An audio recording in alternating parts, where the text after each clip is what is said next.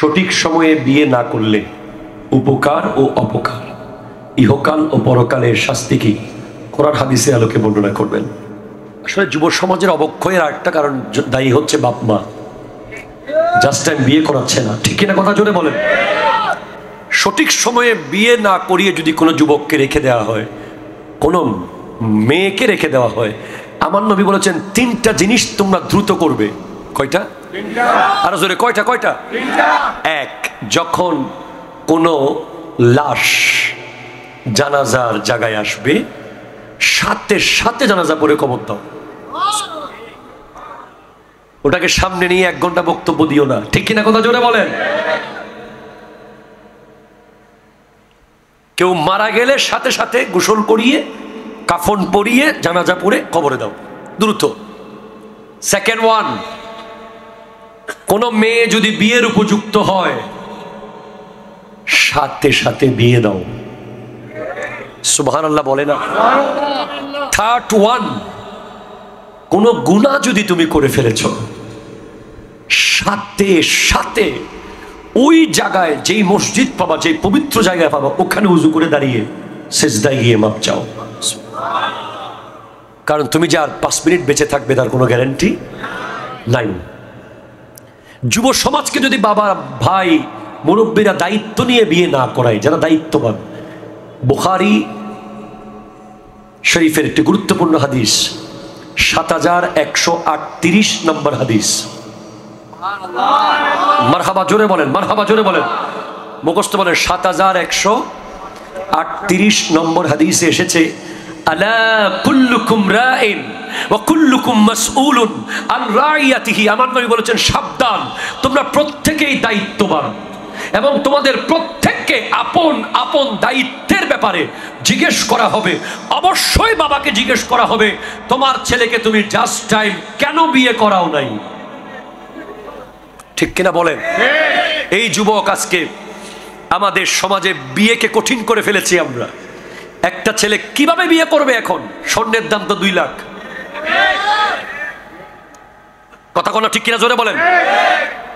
আমরা এখন সাজেস্ট করছি, আমাদের উস্তাদ জামিয়া আহমদিয়া সুন্নিয়া কামিল মাদ্রাসার সুযোগ্য আরবি প্রভাষক আল্লামা আবুল আসাদ মোহাম্মদ জুবায়ের রেজভী হুজুর, উনি একটা বিষয় সাজেশন দিয়েছেন। আমি ওনার সাথে খুব ভালোভাবেই একমত হচ্ছি যে বর্তমানে আমরা এখন স্বর্ণকে বাদ দিয়ে রূপার দিকে খেয়াল করতে পারি, ঠিক কিনা কথা জোরে বলেন না। স্বর্ণ যে দাম হয়েছে, আপনি 2 লাখ টাকার 1 ভরি স্বর্ণ বউকে না দিয়ে আপনি 1.5 লাখ টাকা দিয়ে তাকে মক্কাতুল মুকাররমার মদিনাতুল মুনাওয়ারায় নিয়ে যান। কথা জোরে বলেন, ঠিক কিনা বলেন। যুবক খুশি হয়ে গেছো, ঠিক কিনা জোরে বলেন। 2 লাখ টাকা দিয়ে স্বর্ণ না দিয়ে আপনি এখন 2 লাখ টাকার ভেতরে তাকে পবিত্র ওমরায় নিয়ে ওই জবলে সোর, জবলে নূর, ওই হেরা গুহায় তুলে, যেখানে আমার নবীর কাছে ইকরা বিসমি রাব্বিকাল্লাযী খালাকা আয়াত নাজিল হয়েছিল, ওখানে তুলে আপনার বিবিকে বলেন যে এখানে খাদিজাতুল কুবরা রাদিয়াল্লাহু তাআলা আনহা প্রতিদিন 2 বার আমার নবীর জন্য খাবার নিয়ে উঠতেন। জোরে বলেন। আপনার বিবি আল্লাহওয়ালা হয়ে যাবে। আপনারা তো বিবিকে প্রথমে নিয়ে গেছেন, বিয়ের আগেই হোটেল রুম বুক করে রাখছেন কক্সবাজারে, তো সে কিভাবে নেককার হবে, ঠিক কিনা জোরে বলেন। আপনি বিয়ের আগেই প্ল্যান করেছেন যে মালয়েশিয়া যাবেন, ইন্দোনেশিয়া যাবেন, বালি যাবেন, কোথায় কোথায় জানি যাবেন। আপনি আজকে নিয়ত করেন, আল্লাহ তুমি যদি আমাকে বিয়ের ব্যবস্থা করে দাও, আমি আমার বিবিকে নিয়ে তোমার ঘর আর তোমার নবীর ঘর দেখতে যাব। কথা জোরে বলেন, ঠিক কিনা। আমি মেয়ের বাবাদেরকে বলবো, আপনার মেয়ের জন্য স্বর্ণ দিলেও কি না দিলেও কি, স্বর্ণ তো আলমারিতেই পড়ে থাকে। আর বর্তমানে যে ডাকাতি শুরু হয়েছে, এখন স্বর্ণ রিক্স, ঠিক কিনা কথা জোরে বলেন। আরে বাবা রে। প্রথমত 3টা বিষয় গুরুত্বপূর্ণ খেয়াল করেন। 1 নম্বর হচ্ছে মুরব্বীদের উচিত দ্রুত বিয়ে করিয়ে দেওয়া। মেয়ের বাবাদের উচিত সরকারি চাকরি দিকে নজর না দেওয়া। পোলা কি কামায়, কি খাওয়াবে, ওইদিকে না তাকিয়ে নবীর হাদিস আমল করা। নবীজি বলেছেন যে তোয়ামুল ওয়াহিদে ইয়াকফি লিল ইসনাইন, একজনের খাবার 2 জনের জন্য যথেষ্ট, ঠিক কিনা জোরে কথা বলেন। 2 জনের খাবার 4 জনের জন্য যথেষ্ট, 4 জনের খাবার 8 জনের জন্য যথেষ্ট। আর কাবিন কাবিন কখনো বিয়েকে আটকে রাখতে পারে না, ঠিক কিনা কথা জোরে বলেন। যেটা যেটা টিকে থাকবে, এটা 1 লাখ টাকা কাবিন হলেও টিকে থাকবে। সর্বনিম্ন কাবিন হলো 10 দেরহাম। কত বলো? জোরে বলেন কত? 10 দেরহাম। যেই বিয়ে টিকে যাবে সেটা 1 লাখ টাকার মধ্যেই টিকে যাবে, আর যেই বিয়ে টিকবে না সেটা 1 কোটি টাকা দিয়ে করাইলেও ওই মেয়েকে সে ছেড়েই দেবে, ঠিক কিনা কথা জোরে বলেন।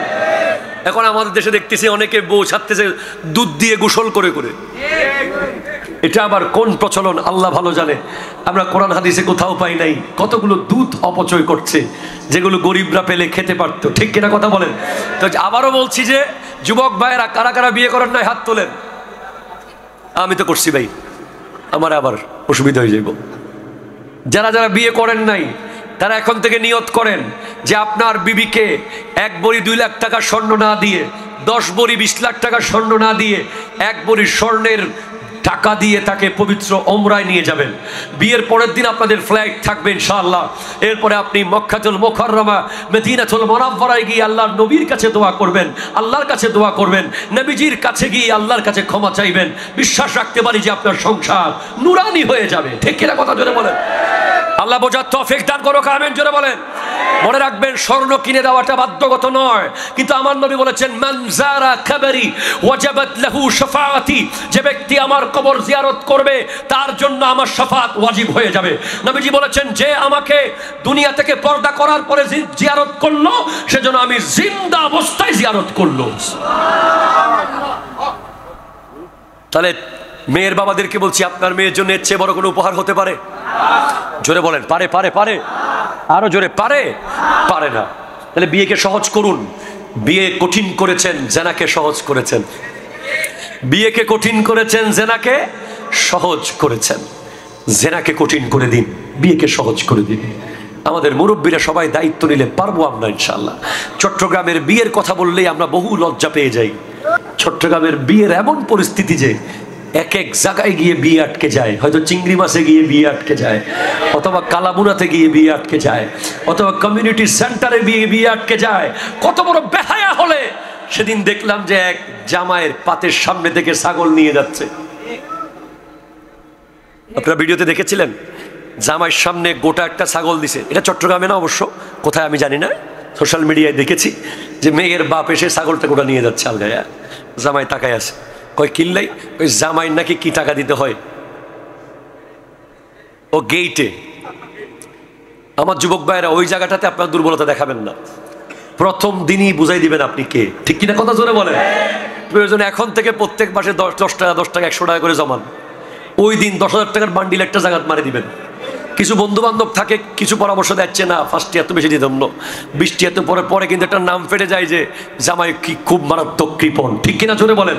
ওটার দরকার নেই, ভবিষ্যতে আর জীবনও দিয়েন না। ওই একদিন ভালো করে দেন গেটে দিয়া, সবার মুখ বন্ধ করেন। আল্লাহ বোঝার তৌফিক দান করুক। যুব সমাজকে যদি আপনি প্রশ্ন করেন কি হতে চাও, স্বাভাবিকভাবেই যে কেউ বলবে আমি একজন ডক্টর হতে চাই, ঠিক কিনা বলেন তো? কি হতে চাও? I would like to be an engineer. I want to be an engineer. কি হতে চাও? ইঞ্জিনিয়ার হতে চাই। কি হতে চাও? পলিটিশিয়ান। কি হতে চাও? বিজনেসম্যান। ঠিক কিনা জোরে বলেন না। কে কি হবে, কে কি হবে, কে কি হবে, এটা অনেকটা ডিপেন্ড করে 3 জন ব্যক্তির উপরে। ফার্স্ট ওয়ান বাবা মা, ঠিক কিনা জোরে বলেন তো। Second one teacher, and third one হচ্ছে তার একজন রাহবার। কয়জন? 3 জন। একজন হলো বাবা মা। সে ছোটবেলা থেকে দেখতে দেখতে বড় হয় যে বাবা এবং মা কোন দিকে বেশি, তখন সে ওই দিকেই আস্তে আস্তে ঝুঁকে যায়। আমি প্রতিদিন আমার আব্বু আম্মুকে প্রত্যেক দিন মাহফিল আসার সময় সালাম করে আসি। আমার একটা ছোট্ট বাচ্চা আছে, ছেলে, মোহাম্মদ হোসেন আবেদিন। সে, তার বয়স এখন ধরেন 3 বছর। সে আমাকে সালাম না করতে পারলে কান্না করে। আমি তাকে একবারও বলি নাই যে তুমি আমাকে সালাম করো, কিন্তু সে আবি আবি সালাম সালাম, আবি আবি সালাম সালাম, এটা বলে সে ঘর থেকে বের হয়, লিফট পর্যন্ত চলে আসে। এরপরে বসে আমাকে পায়ে ধরে সালাম করে। এই যে বাপ মা থেকে সে অটোমেটিক শিখেছে, আমি আমার বাপ মাকে করেছি, সে আমাকে করেছে, ঠিক কিনা জোরে বলেন। সেকেন্ড ওয়ান টিচার, শিক্ষক। থার্ড ওয়ান সোহবত, কথা বলেন না কি? সোহবত, সংস্পর্শ। আপনার বন্ধু যেমন হবে আপনি তেমন হয়ে যাবেন।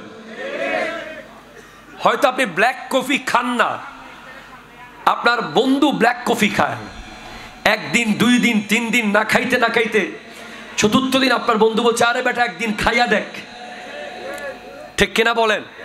একদিন আপনি খেয়ে ফেলেছেন, পরে আপনিও ব্ল্যাক কফি খাওয়া শুরু করেছেন, যদিও খুব তিতা। এভাবেই মানুষ বেনসন খায়, এভাবেই মানুষ পান খায়, কথা জোরে বলেন, ঠিক কিনা। কেউ মায়ের পেট থেকে সিগারেট খাওয়া শিখে নাই, কেউ জন্মগতভাবে পান খাওয়া শিখে নাই। দুটা 2 ধরনের, একটা উপকারী একটা অপকারী। তো এই সিগারেট সে কোত্থেকে শুরু করেছে? বন্ধু থেকে। আবার পান শুরু করেছে বন্ধু থেকে। তাহলে প্রথমে 3 জন ব্যক্তি যারা আপনাকে বোঝাবে যে আপনি কি হবেন, এই 3 জন ব্যক্তির মুত্তাকি হওয়া জরুরি। যদি 3 জন মুত্তাকি হয় তাহলে আপনিও মুত্তাকি হবেন, ঠিক কিনা জোরে কথা বলেন। তাহলে যুব সমাজের কিছু হওয়ার আগে আমি বলবো যে বাবা মার ঠিক হতে হবে, এবং বাবা মার পরে যে টিচার, যে উস্তাদ এই যুব সমাজকে দেখভাল করে, ওনারও ঠিক হতে হবে। এরপরে যুব সমাজ ডিসাইড করবে যে সে কোন বন্ধুকে বন্ধু বানাবে, কোন বন্ধুকে আপন করে নেবে। তারপরে কোরআন বলছে তুমি এখন কি হতে চাও, কোরআনকে জিজ্ঞেস করো, কোরআন আমি কি হব? কোরআন তুমি আমাকে বলো, আমি কি আগ্রাবাদের ওই এরিয়া দখল করব? আমি কি রাজধানী ঢাকার গুলশান দখল করব? আমি কি দুবাইয়ের ব্রুজ খলিফা দখল করব? আমি কি আমেরিকার হোয়াইট হাউস দখল করব? না, কোরআন বলবে ইয়া আইয়ুহাল্লাযীনা আমানু, তুমি যে কোনো মূল্যে আগে ইয়া আইয়ুহাল্লাযীনা আমানু এই 4টা পিলারের ভেতরের জায়গাটা দখল করো, ঠিক কিনা জোরে কথা বলেন। First of all, you have to ensure there is a place for you.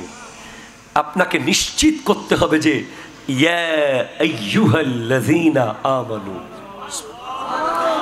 এই যে 4টা শব্দের একটা বাক্য, হে ঈমানদারেরা, ওই জায়গাটাতে আপনার নামটা আছে কিনা। হে ইঞ্জিনিয়াররা, ওখানে আপনার নাম থাকলেও কবরে যাবেন, না থাকলেও কবরে যাবেন, ঠিক কিনা জোরে বলেন। ও হে চাকতার ব্যবসায়ীরা, নাম থাকলেও আপনি, না থাকলেও আপনি।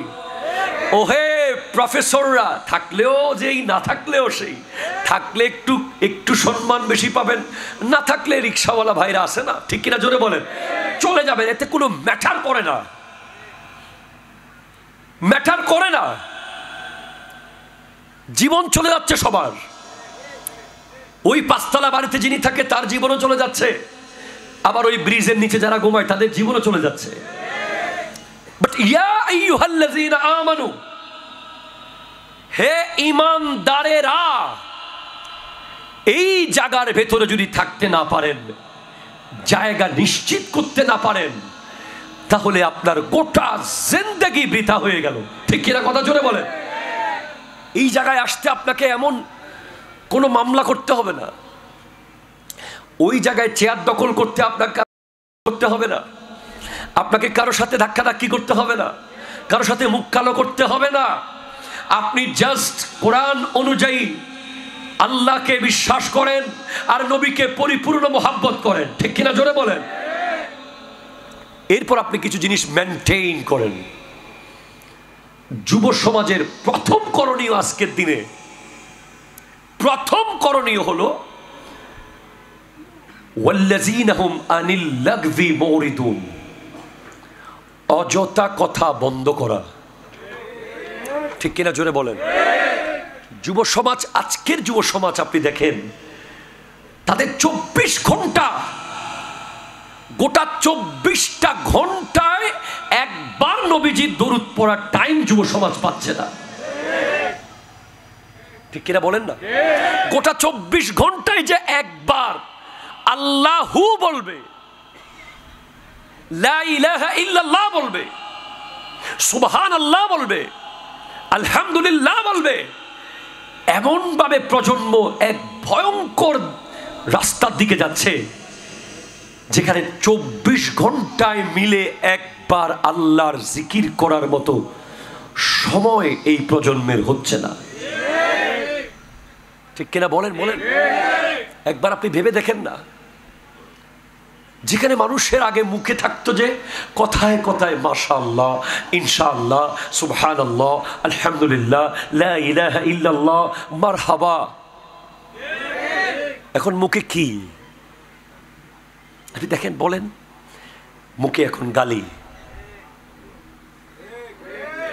মুখে এখন হিংসাত্মক বাক্য, মুখে এখন প্রতিশোধের সেন্টেন্স, মুখে এখন অনইসলামিক কথাবার্তা, মুখে এখন খেলোয়াড়দের কথা, মুখে এখন নায়কদের কথা, মুখে এখন গায়কদের কথা, মুখে এখন কিশোর গ্যাংদের কথা, মুখে এখন রাজনীতির নামে অপরাজনীতির কথা। ঠিক, জাস্ট যুব সমাজকে আমি বলবো, জাস্ট সেভ, বাঁচান 2 parts of your body, শরীরের 2টা অঙ্গকে আপনি বাঁচান।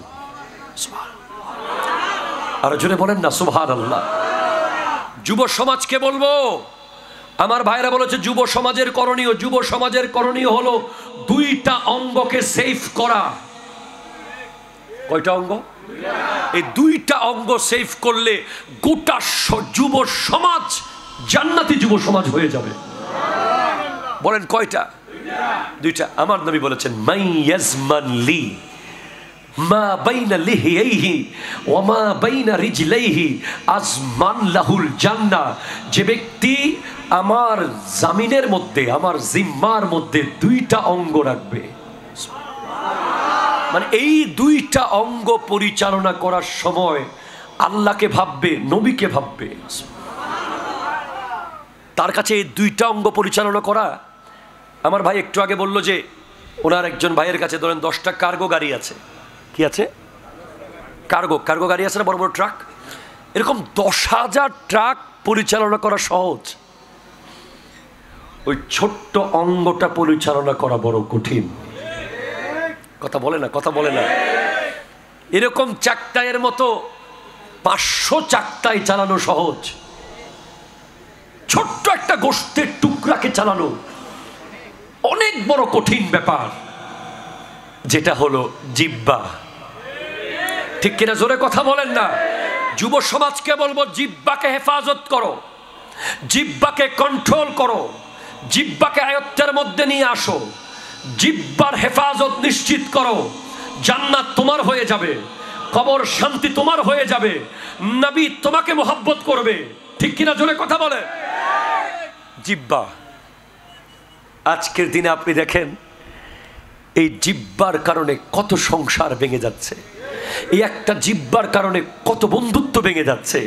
এই একটা এক লাইন কথা বলেছে, সেখানে খুনাখুনি হয়েছে, সেখানে মারামারি হয়েছে। একটা লাইন কথা থেকে কত মানুষের জীবন গেছে। জিহ্বা, আমি আর পাচ্ছি না খুঁজে।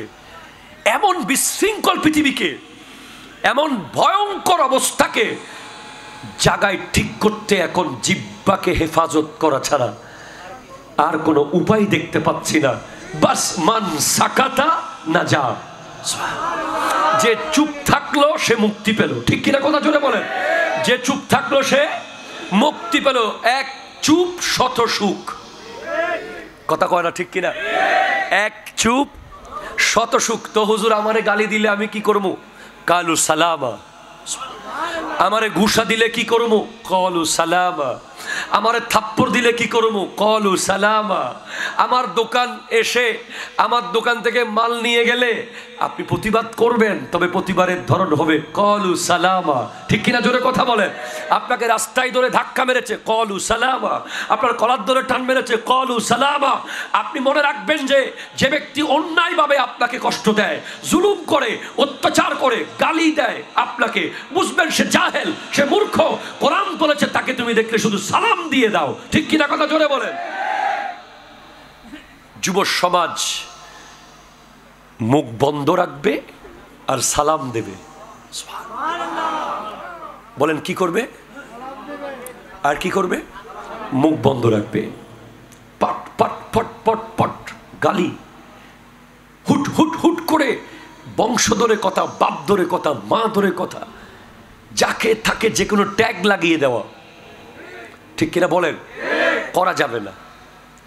সেকেন্ড ওয়ান হলো লজ্জাস্থান, যেটা কন্ট্রোল করতে পারলে এই পৃথিবীর যুবকগুলো সব ওলি আল্লাহ হয়ে যাবে। ঠিক কিনা? জোরে কথা বলেন না। সব ওলি আল্লাহ হয়ে যাবে।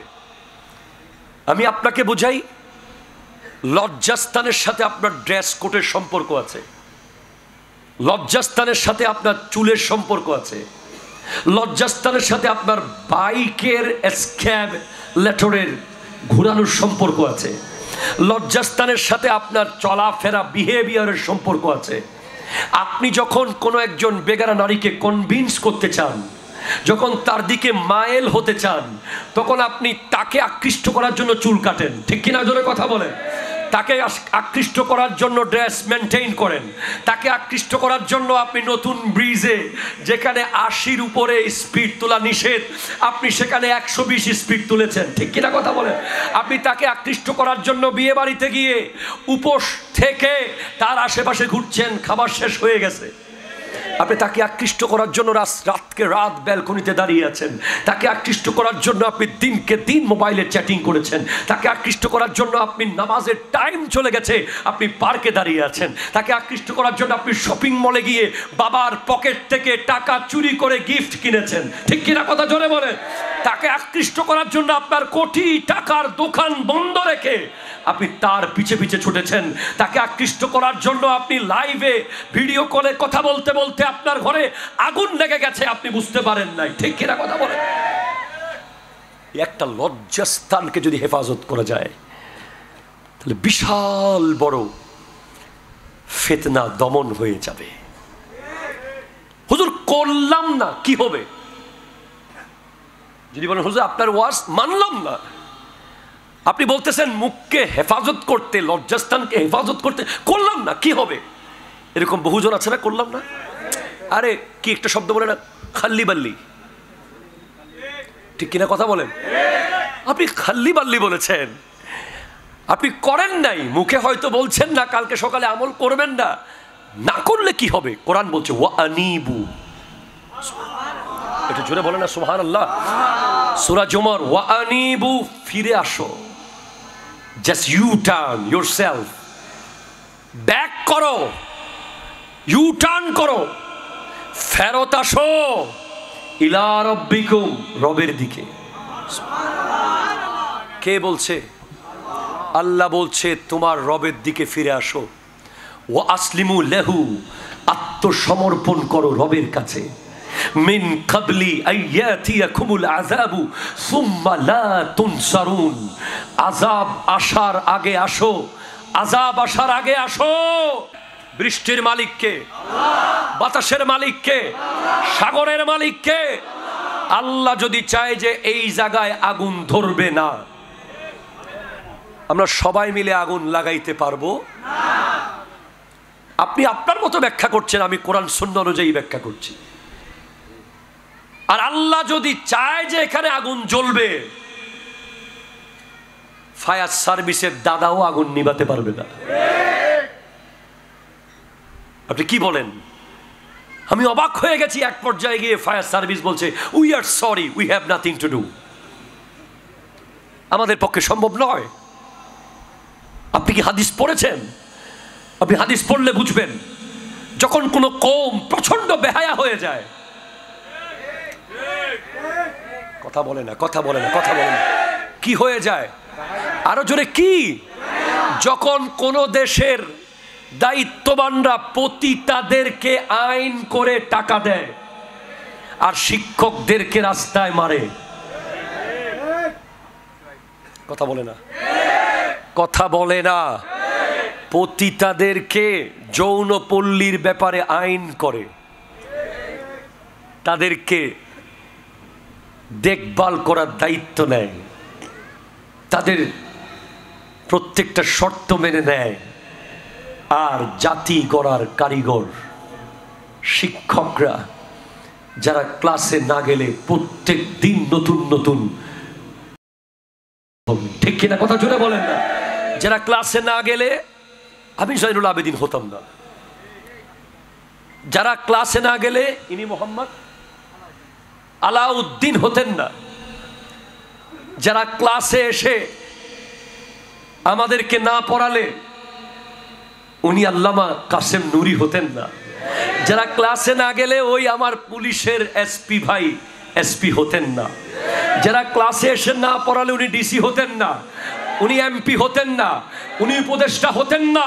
প্রত্যেকটা ব্যক্তিকে জিজ্ঞেস করেন, আপনি এত আদব শিখেছেন কোথায়? আপনি এত ভদ্রতা, এত নম্রতা শিখেছেন কোথায়? উত্তর আসবে, শিক্ষকের কাছে শিখেছি। ঠিক কিনা কথা বলেন? সেই শিক্ষকরা যখন থালা বাসন হাতে নিয়ে বাসা বাড়ার জন্য দাঁড়িয়ে থাকে, আর আমরা যখন এসি রুমে বসে বসে সিগনেচার করি, ঠিক কিনা জোরে বলেন? আমার ভাইয়েরা যখন এসি রুমে বসে বসে অর্ডার দেয়, তাদেরকে হটাও, তাদেরকে সরাও, তাদেরকে এটা করো ওটা করো, আর তারা যখন জাতি গড়ার কারিগররা যখন থালা বাসন নিয়ে দাঁড়ায়, তখন আমার মনে হয় রয়েছে। ঠিক কিনা জোরে কথা বলে? আল্লাহর গজব চলে আসার সম্ভাবনা 100-তে 100 রয়েছে। কারণ এখানে এমন এমন শিক্ষক আছে যারা তাহাজ্জুদের নামাজ কাজা করে না। ঠিক কিনা কথা জোরে বলে?